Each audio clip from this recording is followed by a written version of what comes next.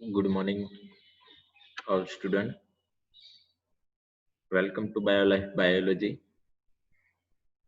12th Science NCERT chapter number 8 human health and disease के बारे में डिस्कस कर रहे थे। लास्ट लेक्चर के दौरान हमने एक्वायर्ड इम्यूनिटी के टाइप्स, एक्टिव और पैसिव इम्यूनिटी और वैक्सीनेशंस के बारे में डिस्कस किया। आज हम डिस्कस करने वाले हैं एलर्जीज एंड ऑटो इम्यूनिटी क्या है और ह्यूमन बॉडी के अंदर इम्यून सिस्टम किस तरह से, मतलब पूरी कंसिस्ट किस तरह से होती है, कब वर्क करती है, किस तरह से, कौन से टाइम पे लिम्फोसाइट्स, बी लिम्फोसाइट्स और टी लिम्फोसाइट्स होते हैं वो एक्टिव होने के बाद एंटीबॉडी बनाते हैं। तो जो सारी प्रोसीजर्स है हमारी बॉडी में, कौन कौन से ऑर्गन्स है जो इम्यून सिस्टम में उसका मेजर रोल्स है, उन सब के बारे में आज हम डिस्कस करने वाले हैं। तो first let's we will be now allergies. Allergy क्या है? एलर्जीज के बारे में बहुत बार सुना है, ये सब हम देख लिए हैं, acquired immunity, active passive, mechanism of vaccinations. और अगला हमारा टॉपिक है एलर्जीज। एलर्जी क्या है? हमने बहुत बार सुना है एलर्जी के बारे में कि हमें इस दवाई की एलर्जी है, हमें दूध की एलर्जी है, हमें डस्ट की एलर्जी है। कोई ना कोई ह्यूमन बीइंग को किसी ना किसी तरह की एलर्जी आइडेंटिफाई होती हुई देखी है। दवाई की एलर्जी होती है तो उसको हमने नाम दिया है, दवाई का रिएक्शन आया है। कोई डस्ट की एलर्जी होती है तो हमें छींक आने लगती है, सीजिंग एंड विजिंग, अचानक ही सडनली अगर आप कोई ऐसी चीज के कांटेक्ट में जाते हो, एनवायरनमेंट में कोई ऐसा है जैसे कि पोलन ग्रेन, किसी लोग, बहुत सारे ह्यूमन बीइंग को पोलन की भी एलर्जीज होती है। जैसे ही वो पोलन ग्रेन, मतलब ऐसे छोड़ है कि जहाँ पे उसके फ्लावर्स और उस फ्लावर्स में से निकलने वाली जो पोलन है, वो पोलन अपनी रेस्पिरेशन सिस्टम में एंटर होगी, तुरंत ही अपनी बॉडी उसको सडनली रिएक्ट करती है और छींक आने लगती है और बहुत सारे बॉडी की रिएक्शंस एक्सप्रेस होती है, हमने दिखने लगती है। तो ये सब एलर्जी के सिम्टम्स हैं। अब मैं आपको बता दूं कि क्यों एलर्जी क्यों होती है हमारी बॉडी में। ऐसा तो क्या है कि जिसकी वजह से हमारी बॉडी एनवायरनमेंट की ऐसे फैक्टर्स जो है डस्ट, पोलन ग्रेन, कोई दवाई एक्सेट्रा को रिस्पॉन्स करती है। तो फर्स्ट टाइप हम उसकी एलर्जी की मैकेनिज्म अंडरस्टैंड कर लेते हैं। सपोज ये है ह्यूमन बॉडी, ये हमारा ह्यूमन बॉडी है। ह्यूमन बॉडी के अंदर अगर कोई एलर्जेंस जैसे कि dust particles, pollen grains etcetera human body के अंदर एंटर होते हैं, तो ह्यूमन बॉडी है वो इस डस्ट पार्टिकल को या फिर इस पोलन को या फिर कोई पर्टिकुलर मिल्क और वेजिटेबल एक्सेट्रा कोई भी पार्ट है जो एज अ एलर्जेंस हमारी बॉडी के अंदर एंटर होते हैं, इसके अगेंस्ट हमारी बॉडी एंटीबॉडी बनाने लगती है। हमारी बॉडी के अंदर सडनली एंटीबॉडी बनने लगती है, क्योंकि हमारी बॉडी को ऐसा लगता है कि ये जो फॉरेन पार्टिकल्स, मतलब जो डस्ट है, जो डस्ट हमारी बॉडी के अंदर एंटर हुई है, वो डस्ट एंटीजन्स, उसको एज अ एंटीजन रिप्रेजेंट करती है। मतलब हमारी बॉडी को लगता है कि ये डस्ट पार्टिकल एंटीजन है जो हमारी बॉडी को इनहिबिट करने वाला है। तो सडनली उसके अंदर एंटीबॉडी बनने लगती है और इस एंटीबॉडी की रिएक्शन की वजह से हमारी बॉडी के अंदर चेंजेस आता है। जैसे कि डस्ट हुई है तो रेस्पिरेटरी डस्ट सडनली हमें पता है कि हमारे रेस्पिरेटरी ऑर्गन में ट्रांसफर होगी, तो इसकी वजह से हमारे रेस्पिरेटरी ऑर्गन के वहाँ प्रेजेंट्स ब्लड है, ब्लड वेसल्स है, लिम्फ्स है, लिम्फोइड नोड्यूल्स है, वो सारे एंटीबॉडी प्रोड्यूस करके सडनली हमें विजिंग और सीजिंग, हमें छींक आने लगती है, बहुत सारे दूसरे सिम्टम्स दिखने लगते हैं। सडनली आप जैसे ही जहाँ पे डस्ट नहीं है ऐसे रीजन में चले जाते हैं, आपकी बॉडी नॉर्मल बिहेव करने लगती है, आपकी बॉडी नॉर्मली बिहेव करने लगती है। तो उसको बोलते हैं हम एलर्जी। इस टाइप की जो कंडीशन है, मतलब एनवायरमेंटल फैक्टर है, उसकी अगेंस्ट हमारी बॉडी इम्यून रिस्पॉन्स देती है, उसको हम बोलते हैं एलर्जी। तो ऐसी एलर्जी कई सारे ह्यूमन बींग को दवाई की भी होती है। कई बार कोई पर्टिकुलर टाइप की केमिकल वाली दवाई हमने ली है तो हमारी बॉडी रिएक्शन देने लगती है। हमारी बॉडी को ये जो केमिकल है वो as a foreign antigens read करती है और एज अ फॉरेन एंटीजेंस उसके अगेंस्ट हमारी बॉडी रिस्पॉन्स देती है। तो यहाँ पे लिखा है the exaggerated response of the immune system to contain antigen present in the environment called is a allergy। environment में जो antigens suppose dust है pollen है etc, the substance to which such a immune response is produced are called is a allergens। और ऐसे substance है जिसकी वजह से हमारी बॉडी के अंदर ऐसे चेंजेस आते हैं उसको हम एलर्जेंस बोलते हैं। तो एलर्जेंस की डेफिनेशंस और allergy, the antibody produced to these are IgE types। हमारी बॉडी के अंदर एंटीबॉडी के बहुत सारे टाइप थे जिसके अंदर हमने IgE, IgA, IgG ऐसे डिफरेंट डिफरेंट टाइप के एंटीजेंस एंटीबॉडी के टाइप पड़े थे। तो पर्टिकुलरली ये जो एलर्जेंस है हमारी बॉडी के अंदर एंटर होते हैं तो उसकी अगेंस्ट हमारी बॉडी IgE टाइप के एंटीबॉडी प्रोड्यूस करने लगती है। तो ई हमारा एलर्जी का है, immunoglobulin energy depending allergy destroy, जो एलर्जेंस है उसको डिस्ट्रॉय करने के लिए पर्टिकुलर जो एंटीबॉडी बनते हैं उसको बोलते हैं IgE। Common example of allergens are mites in dust, pollen, animal danders etcetera. बहुत बार एनिमल्स के डेंडर्स, कई बार हम देखते हैं कि कोई इंसेक्ट है वो हमें बाइट करता है तो हमारी पूरी बॉडी में रिएक्शन प्रोड्यूस होने लगता है। कई बार पोलन हमारी रेस्पिरेटरी सिस्टम में चली जाती है तो भी हमारी बॉडी रिएक्ट करती है। कई बार डस्ट की वजह से भी ऐसा होता है। तो ये सारे कॉमन एलर्जेंस है जिसकी वजह से हमारी बॉडी में IgE एंटीबॉडी प्रोड्यूस होती है।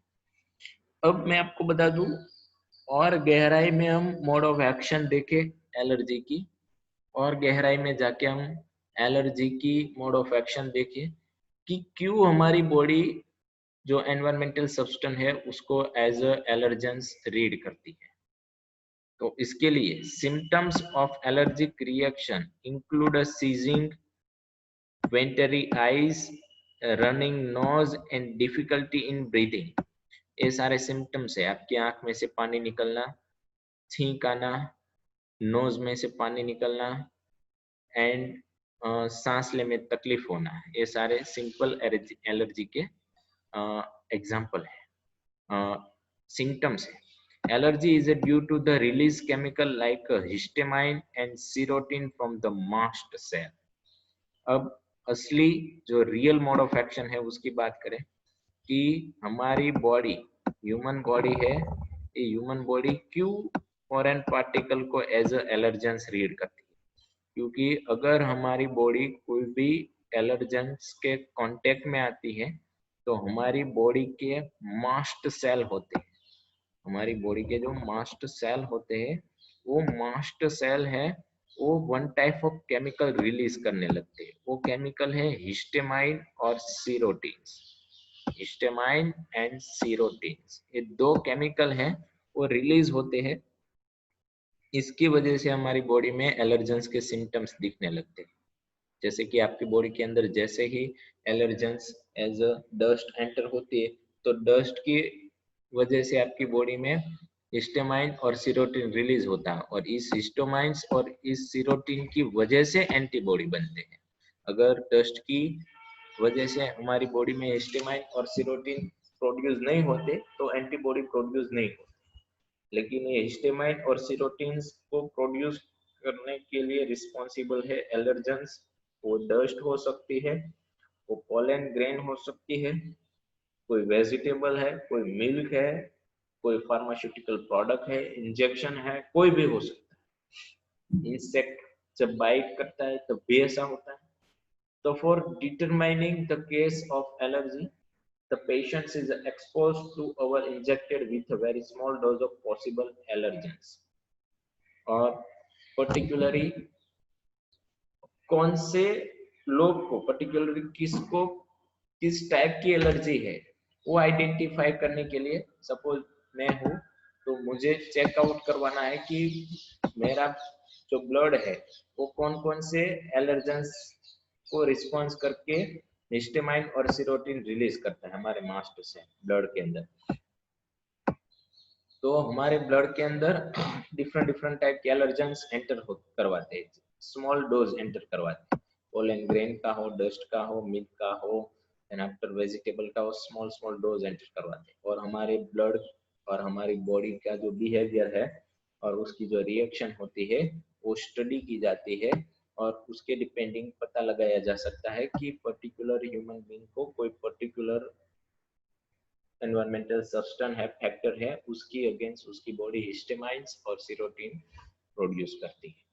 तो टेस्ट हो गई, एक ह्यूमन बीइंग है उसको एलर्जेंस का टेस्ट करवाना है, उसका ब्लड अभी तो लेबोरेटरी में होता है, पहले के टाइम पे ह्यूमन बीइंग पे ऐसे एक्सपेरिमेंट किए जाते थे कि एलर्जी प्रोड्यूस जो एलर्जेंस होते हैं उसको उसकी बॉडी के अंदर एंटर करवाया जाता है। जैसे कि आपको बता दूं कि बहुत सारी डस्ट होती है, वहां पे कोई ह्यूमन बीइंग को लेके जाओ और उसकी बॉडी में उसकी बॉडी रिएक्ट करती है, उसकी बॉडी के अंदर एलर्जेंस के सिम्टम्स जैसे कि छींक आना, नाक में से पानी निकलना, आंख में से पानी निकलना, ऐसे सारे सिम्टम्स दिखने लगते हैं।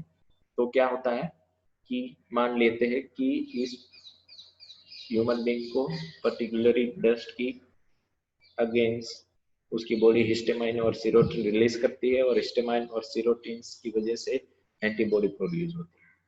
उसके बाद अब एलर्जीज की ट्रीटमेंट क्या है, जिस पेशेंट को ऐसा हुआ है सडनली तो छींक आने लगती है और बंद ही नहीं हो रही, नाक में से पानी निकलना बंद नहीं हो रहा है, तो क्या करते हैं, तो उसकी बॉडी में जो हिस्टामाइन और सीरोटिन का लेवल बढ़ गया है उसको कम करने के लिए एंटी हिस्टामाइन और एड्रेनालिन और स्टेरॉइड दिए जाते हैं। स्टेरॉइड होते हैं जो एंटी हिस्टामाइन है, जो हिस्टामाइन के लेवल को कम करता है।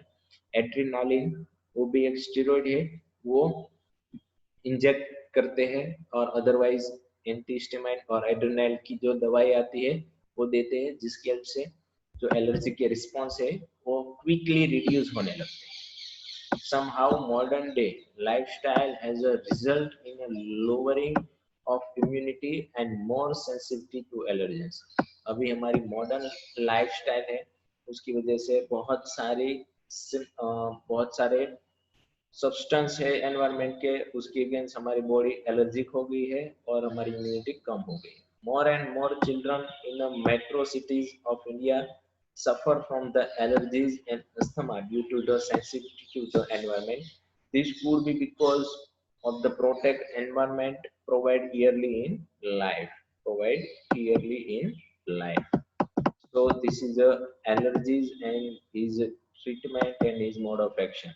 Also give the his mode of action in overview, यहाँ पे दिया है।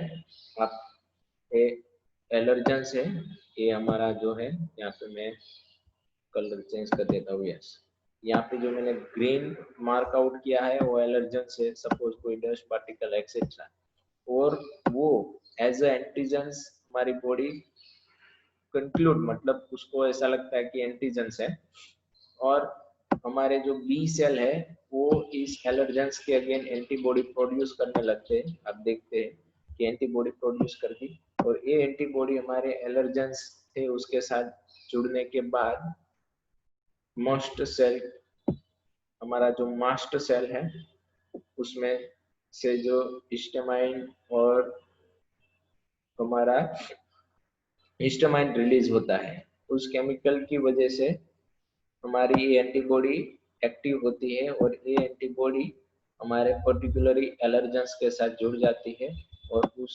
एलर्जेंस की अगेन रिस्पॉन्स देती है। आप देख सकते हैं histamine and other chemical release होते हैं सेल में से और इसकी वजह से हमारी बॉडी के अंदर सिम्टम्स क्रिएट होते हैं, बहुत सारे सिम्टम्स क्रिएट होते हैं। अगेन एक बार आपको बताता हूँ कि आपकी बॉडी के सेल एलर्जन से वो सेल के कांटेक्ट में आते हैं, सेल के अंदर एंटीबॉडी बनना स्टार्ट हो जाता है। एंटीबॉडी अगेंस्ट टू एलर्जेंस बनने के बाद एंटीबॉडी एंटीजन जॉइंट होते हैं और एंटीबॉडी एंटीजन जॉइंट होने की वजह से हमारे मोस्ट सेल में से हिस्टामाइन्स रिलीज होते हैं और इस हिस्टामाइन्स की वजह से हमारी बॉडी में सिम्टम्स दिखने लगते हैं, जैसे कि छींक आना, रेस्पिरेशन में दिक्कत एक्सेट्रा। तो ये पूरे सारे एलर्जी क्रिएशन का ओवरव्यू थी। टाइप्स ऑफ एलर्जीज स्किन की हो सकती है, इंजेक्शंस की हो सकती है, इंजेक्शन की भी हो सकती है और इनहेलेशंस की भी हो सकती है। Pollen, dust, mould, animal danders, jewelleries, animal danders, latex, poison plants, इन सब की वजह से बहुत बार हमारी बॉडी के अंदर ऐसे एलर्जिक रिस्पॉन्स दिखने लगते हैं। Then after next topic is the autoimmunity. What is the autoimmunity? बहुत इजी और सिंपल टॉपिक है ऑटो इम्यूनिटी। हमें पता है कि मेमोरी बेस्ड हमारी इम्यूनिटी वर्क करती है। जो एक्वायर्ड इम्यूनिटी है वो मेमोरी बेस्ड है। Memory based acquired immunity involved in a higher vertebrates based on the ability to differentiate foreign organisms like pathogen from the self cells। हमारे sales है वो पैथोजेंस का स्ट्रक्चर की मेमोरीज रखते हैं, मतलब मेमोरी बेस्ड वर्क करती है। Will we still do not understand the basis of this? Two polarize of the ability have to be understood. One, higher vertebrates can distinguish foreign molecules as well as foreign organisms. Most of the experimental immunology deal with this aspect. Two, sometimes due to the genetics and other unknown reasons, the body attack itself. Self cells, the result is a damage to the body and called as a autoimmune disease। Auto immunity का मतलब है कि हमारे जो pathogens है, sorry, हमारी जो immunity है वो एक्वायर्ड इम्यूनिटी है, मेमोरी बेस्ड वर्कआउट करती है। हमारी इम्यूनिटी को, हमारी बॉडी को सेंस है कि एक बार जो कोई पैथोजेंस हमारी बॉडी के अंदर एंटर हो गया है उसकी अगेंस्ट किस तरह से हमें लड़ना है और किस तरह से हमारी आर्मी बनानी है, आर्मी प्रोड्यूस करनी है, एंटीबॉडी बनानी है। लेकिन समटाइम क्या होता है, मिसअंडरस्टैंडिंग का मतलब कि हमारी इम्यूनिटी है उसको हमारी बॉडी के जो कोई सेल है, सपोज हमारी बॉडी के ही सेल है, यहाँ पे इम्यून टॉलरेंस उसको बोलते हैं, इम्यून टॉलरेंस हमारी बॉडी के ही सेल है, 1 2 3, 1 और 2, और ये 3 सेल हमारी बॉडी के ही थे। लेकिन एक तीसरा वाला सेल है, वो सेल हमारी बॉडी को ऐसा लगता है कि ये सेल हमारा नहीं है, जो प्रीवियस पैथोजेंस आया था हमारी बॉडी का उसका सेल है, प्रीवियस जो लास्ट में पैथोजेंस एंटर हुआ था फॉरेन ऑर्गेनिजम्स है। लाइक हमारा ही सेल हमारी बॉडी को ऐसा लगने लगता है कि फॉरेन है मतलब एंटीजन है, और इसकी वजह से हमारी बॉडी इस सेल के अगेंस्ट आर्मी प्रोड्यूस करने के बाद आप देख सकते हैं यहाँ पे ग्रीन टाइप के बल्ब्स लगाए गए हैं, तो उसके ऊपर अटैक कर देती है। हमारी बॉडी के सेल्स लाइक आपके मसल्स के सेल है, 3 सेल ऐसे होते हैं नॉर्मल, और एक सेल हमारी बॉडी को ऐसा लगता है कि ये हमारा नहीं है, ये फॉरेन है, और उसके ऊपर अटैक कर देती है, एंटीबॉडी रिलीज कर देती है। और इस एंटीबॉडी की वजह से हमारा ही बॉडी का जो सेल है वो क्या हो जाता है, डिस्ट्रॉय हो जाता है। तो यहाँ पे लिखा है कि body attack self cell. Sometime due to the genetics and other unknown reasons, बहुत सारे जेनेटिक रीजंस भी होते हैं, जैसे कि आपकी जो एक सेल है, आपकी बॉडी के 3 सेल है, 1 2 और 3। अब ये 3 सेल का जेनेटिक मटेरियल सेम होना चाहिए, लेकिन समटाइम कोई केमिकल की वजह से इस एक सेल का जेनेटिक मटेरियल चेंज हो गया।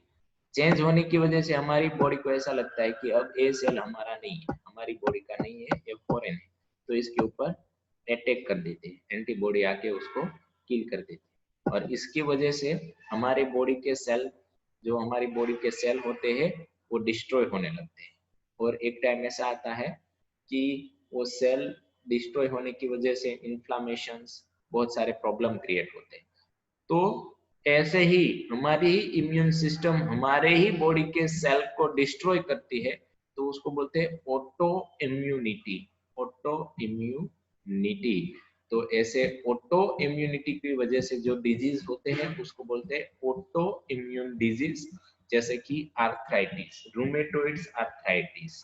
जो संधिवा है, हमारे पैर में जो मसल्स आते हैं, पैर में जो जॉइंट, हमारे पैर के जॉइंट के जो मसल्स हैं, वो मसल्स कई बार अपना स्ट्रक्चर, मसल्स के सेल के स्ट्रक्चर चेंज होने की वजह से हमारी एंटीबॉडी उसके ऊपर अटैक कर देती है और उस मसल्स के सेल को डिस्ट्रॉय कर देती है। तो इसकी वजह से हमारे जॉइंट में इन्फ्लामेशन होता है और हमें पेन होता है। तो ये है रूमेटॉइड्स आर्थराइटिस।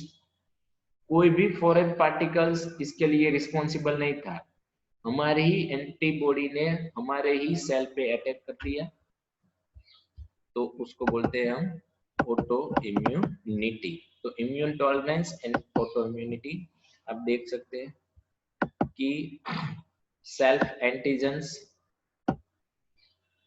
ऑटो इम्यूनिटी क्या होती है कि हमारा ही एंटीजेंस हमारे ही सेल के ऊपर इफेक्ट, एक्टिवेशन होके, एक्टिव होके उसको डिस्ट्रॉय करने लगे, तो उसको बोलते हैं ऑटो इम्यूनिटी। नेक्स्ट हमारा टॉपिक था, वो था इम्यून सिस्टम इन बॉडी। हमने पूरी इम्यून सिस्टम देख ली, इम्यूनिटी की डेफिनेशंस, उसके टाइप्स, एलर्जी और ऑटो इम्यूनिटी, वो सब देख लिया। अब सब मिला के हमारी ह्यूमन बॉडी में या फिर कोई भी लिविंग ऑर्गेनिजम्स की बॉडी में ये इम्यून सिस्टम वर्क कैसे करती है, मेजर ऑर्गन कौन कौन से हैं जो इम्यून सिस्टम को एक्टिव करते हैं और इम्यून सिस्टम का कंट्रोलाइजेशन कहते हैं। तो यहाँ पे आप मेजर ऑर्गन के बारे में बताया। The human immune system consist of lymphoid organ. हमारी बॉडी में जितने भी लिम्फॉइड ऑर्गन है वो सारे ह्यूमन इम्यून सिस्टम बनाते हैं, क्योंकि बी लिम्फोसाइट और टी लिम्फोसाइट ही एंटीबॉडी बनाते हैं, और जो एंटीबॉडी बनाते हैं वही हमारी इम्यून सिस्टम बनाते हैं। तो हमारी immune system lymphoid organ, tissues, cell and soluble molecule like antibody से बना हुआ है। As you have a read, immune system is a unique in the sense that it is a recognized for a foreign antigens। हमारी immune system का यूनिकलाइजेशन ये है कि हमारी इम्यून सिस्टम या फिर कोई भी पर्टिकुलर लिविंग ऑर्गेनिजम्स की इम्यून सिस्टम फॉरेन एंटीजेंस को रिकॉग्नाइज कर सकती है, मतलब आइडेंटिफाई कर सकती है। Response to these and resemble them, the immune system also play an important role in allergic reaction। और हमारी immune system allergic reaction, autoimmune disease and organ transplantation process में उसका मेजर पार्ट है। जैसे कि मैंने लास्ट टाइम बताया था, ऑर्गन ट्रांसप्लांटेशन में इम्यूनिटी का क्या रोल होता है, क्योंकि अगर अदर ह्यूमन बीइंग का ऑर्गन भी आपकी बॉडी में आता है तो आपकी बॉडी ऐसा ही समझती है कि ये ऑर्गन है, वो एंटीजन है और ये एंटीजन को हमें किल कर देना है। तो फर्स्ट हमारा ऑर्गन है इम्यून सिस्टम के अंदर, ह्यूमन इम्यून सिस्टम के अंदर मेजर है, वो था लिम्फोइड ऑर्गन। लिम्फोइड ऑर्गन के अंदर बोन मैरो और थाइमस है, वो दो मेजर ऑर्गन है जो हमारी एंटीबॉडी और हमारी बॉडी के प्रोटेक्शन करने का मेजर वर्क करती है। तो इसको हम इजीली लैंग्वेज में अंडरस्टैंड करने की कोशिश करते हैं, पूरी इम्यून सिस्टम ह्यूमन बॉडी के अंदर। यहाँ पे मैंने इमेज दी है, ब्राइटनेस इसकी कम है, लेकिन आप अंडरस्टैंड कर सकते हैं। ये पूरा ह्यूमन बॉडी है, इसके अंदर 3 मेजर ऑर्गन थे। First is a thymus, second is a bone marrow. ये दोनों मेजर ऑर्गन की हेल्प से आपकी पूरी इम्यून सिस्टम वर्कआउट करती है। थाइमस होता है वो एग्जैक्टली आपकी बॉडी में मिडल पार्ट पे प्रेजेंट होता है। बर्थ टाइम में अगर कोई ह्यूमन बीइंग का बर्थ हुआ है तो थाइमस की साइज लार्ज होती है, और जैसे जैसे एज इंक्रीज होती है ऐसे ऐसे थाइमस रिड्यूस हो जाता है। मतलब आप समझ सकते हैं कि आप चाइल्ड एज में हैं तो आपकी इम्यूनिटी अच्छी है। अगर आपकी एज ओल्ड है, आप गरड़े हो चुके हैं, तो आपकी थाइमस की साइज कम हो गई है और इसकी वजह से आपकी इम्यूनिटी भी कम हो गई है, तो साइज रिड्यूस है। थाइमस एग्जैक्टली मिडल पार्ट में प्रोड्यूस है और यहाँ से बहुत सारी लिम्फेटिक वेसल्स निकलती है जो पूरे बॉडी के अंदर प्रेजेंट होती है, लिम्फेटिक वेसल्स। और इन सारी लिम्फेटिक वेसल्स के अंदर lymph liquid, lymphoid fluid present होता है, लिम्फोइड फ्लूइड प्रेजेंट होता है। और लिम्फेटिक वेसल्स में कहीं जगह पे ऐसे लिम्फ नोड्यूल्स प्रेजेंट होते हैं, ऐसे लिम्फ नोड्यूल्स प्रेजेंट होते हैं। अब ये लिम्फ नोड्यूल्स का क्या फंक्शन है, आपको मैं बता दूं कि आपका ब्लड है वो लिम्फेटिक वेसल्स और आर्टरी और वेसल्स की हेल्प से, वेन की हेल्प से पूरे बॉडी के अंदर ट्रांसपोर्टेड होता रहता है। तो जब भी आपका ब्लड है वो यहाँ से इस तरह से ट्रांसपोर्ट हो रहा है, सपोज सारे पार्ट के अंदर ऐसे ऐसे ट्रांसपोर्ट हो रहा है पूरा सब जगह पे, ब्रेन में सब जगह। अब आपके ब्लड के अंदर जैसे ही फॉरेन पार्टिकल प्रेजेंट दिखता है कि एंटीजन्स फॉरेन पार्टिकल्स आपके ब्लड के अंदर है, तो यहाँ पे फॉरेन पार्टिकल को मैं ग्रीन कर देता हूँ, हाईलाइट 1 2 3 4 और ये 5। मतलब इतने फॉरेन पार्टिकल्स आपके ब्लड के अंदर प्रेजेंट आ गई है, उसकी क्वांटिटी इतनी है अभी प्रेजेंट कंडीशन के दौरान, अभी इतने। यस। अब ये लिम्फ नोड्यूल्स क्या करता है, लिम्फेटिक फ्लूइड क्या करता है कि ब्लड के अंदर जैसे ही फॉरेन पार्टिकल आया और ये वो फॉरेन पार्टिकल्स इस लिम्फ नोड्यूल के कांटेक्ट में आता है, जैसे कि ब्लड सर्कुलेट होता है तो पूरा फॉरेन पार्टिकल एंटीजन भी पूरी बॉडी में सब जगह पे ट्रांसपोर्ट होता रहता है, एक जगह पे नहीं होगा। ब्लड के अंदर जैसे ही फॉरेन एंटीजन्स मिलते हैं हमें, ऐसे ही हमारे ये जो लिम्फ नोड्यूल्स है उसके अंदर लिम्फेटिक लिक्विड प्रेजेंट होता है, और वो लिम्फेटिक लिक्विड से, वो लिम्फेटिक लिक्विड की वजह से टी लिम्फोसाइट सेल एक्टिव हो जाते हैं। मतलब टी लिम्फोसाइट सेल को मैसेज मिल जाता है कि ब्लड में एंटीजन आया है और उसके अगेंस्ट आपको एंटीबॉडी बनाने हैं। बहुत इंटरेस्टिंग है, सब जगह पे ऐसे है, आपके पैर में, आपकी बॉडी में डिफरेंट डिफरेंट, मतलब लिम्फेटिक वेसल्स में कई जगह पे ऐसे नोड्यूल्स प्रेजेंट है, नोड्स, लिम्फ नोड्स। वो लिम्फ नोड्स पर्टिकुलरली एक टाइप के सेंसर है कि जो ब्लड के अंदर फॉरेन पार्टिकल्स आते हैं तो वो टी लिम्फोसाइट्स को एक्टिव करते हैं और एंटीजन को ट्रैप करते हैं। ट्रैप मतलब उसको वहां पे ही पकड़ के रखते हैं, यहाँ से आगे नहीं जाने देते। यहाँ से एंटीजन घूमता घूमता यहाँ पे आया तो यहाँ पे पकड़ा गया, ऐसे बहुत जगह पे ऐसे। और ट्रैप करने के बाद उसको किल करने की कोशिश, फैगोसाइटोसिस, फैगोसाइटोसिस की प्रोसेस स्टार्ट करते हैं, एंटीबॉडी बनाते हैं, सब स्टार्ट हो जाता है। साथ साथ में बोन मैरो भी मेन लिम्फोइड ऑर्गन है हमारा, bone marrow.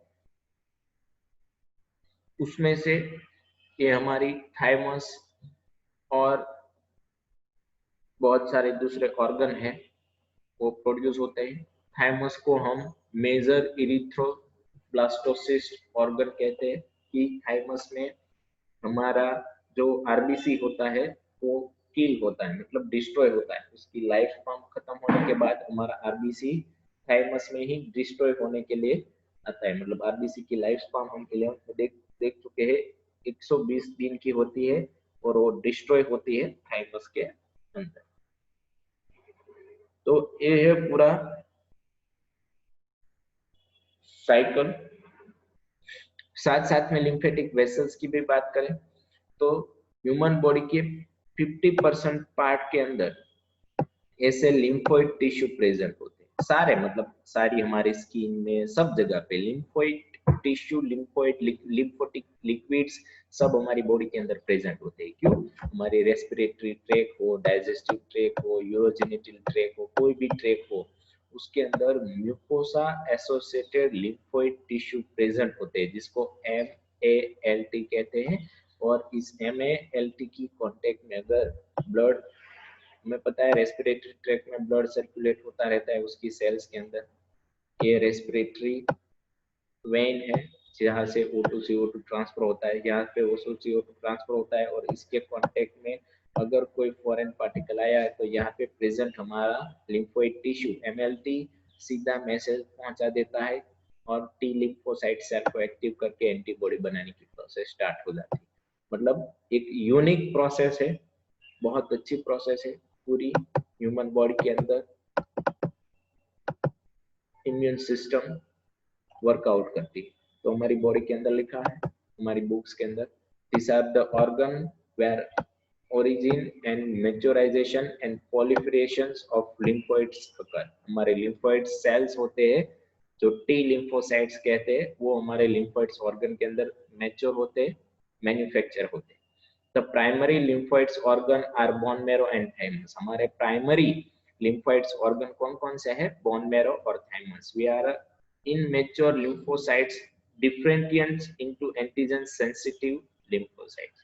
bone marrow and thymus है वो immature lymphocytes differentiates, immature lymphocytes को differentiates करते हैं और antigen sensitive lymphocytes, antigen sensitive lymphocytes कौन कौन से हैं और इनमेच्योर लिम्फोसाइट्स कौन कौन से हैं।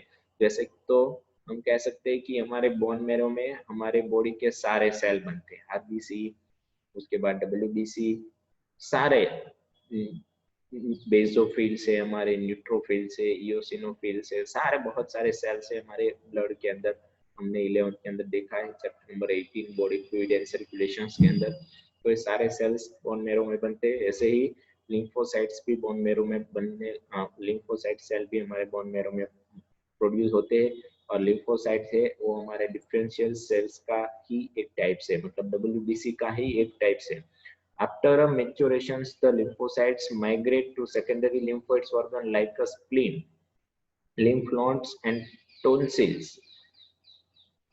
बोन मैरो में लिम्फोसाइट्स बन गए, उसके बाद ये लिम्फोसाइट्स है वो माइग्रेट हो गए, मतलब ट्रांसफर होते हैं सेकेंडरी लिम्फोइड्स ऑर्गन। सेकेंडरी लिम्फोइड्स ऑर्गन हमारा स्प्लीन है और लिम्फ नोड्यूल्स है। मैंने बोला था कि लिम्फ नोड्स है, वहां पे लिम्फोसाइट प्रेजेंट रहते हैं। जैसे ही एंटीजन आता है वो एक्टिव होके एंटीबॉडी बनाने की प्रोसेस स्टार्ट कर देते हैं। Tonsils and prey in a patch of a small intestine and appendix। The secondary lymphoids organ provide the sites of the interaction of lymphocytes with the antigens। secondary lymphocytes organ है जैसे कि lymph nodules, वो सब antigen को trap करने की, interaction उसके साथ जोड़ने की एक बेहतर, एक बेस्ट जगह है। Which are proliferate to become effector to cells। the locations of various lymphoids organ in human body show in figure। उन्हें फिगर देख ली है, आपकी बुक्स के अंदर भी फिगर दी गई है। ये सारे ऑर्गन, ये सारे पार्ट है, lymph nodules, respiratory system, skin, stomach, spleen, then after white blood cell, वो सारे आपके इम्यून सिस्टम बनाने में मेजर उसका रोल है। Bone marrow main lymphoid organ where all blood cell including lymphoids are produced। उसके बाद सारी डिटेल दी गई है, एसोसिएटेड लिम्फोइड टिश्यू MLT की जो मैंने बात की। उसके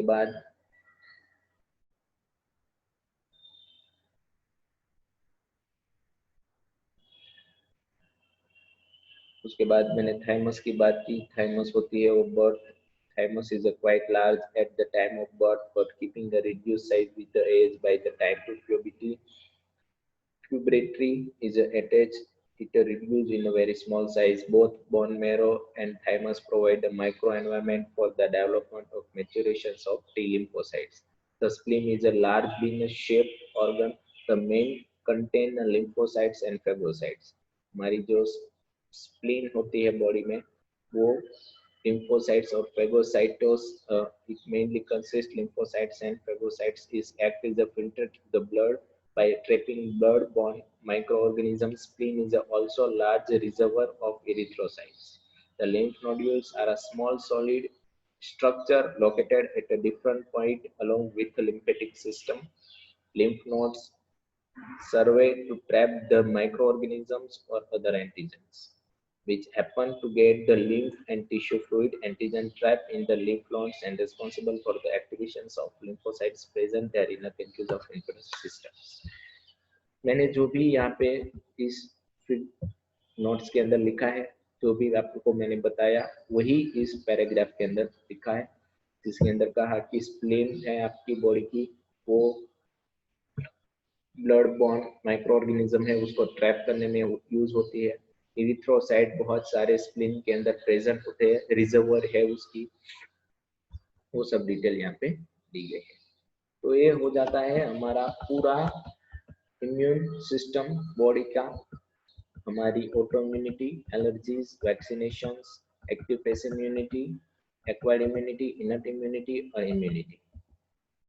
और हमारा 8.3 नंबर का टॉपिक है हमारा मेन डिजीज एड्स, उसकी लाइफ साइकिल्स, एड्स के पॉजिटिव एजेंट, सिम्टम्स, बॉडी में क्या इफेक्ट होती है उसकी, उस सब के बारे में डिटेल में डिस्कस करना है. उसके बाद दूसरा डिजीज था कैंसर. हम हमारे नेक्स्ट लेक्चर के अंदर एड्स के बारे में डिस्कस करेंगे डिटेल में. Thank you very much.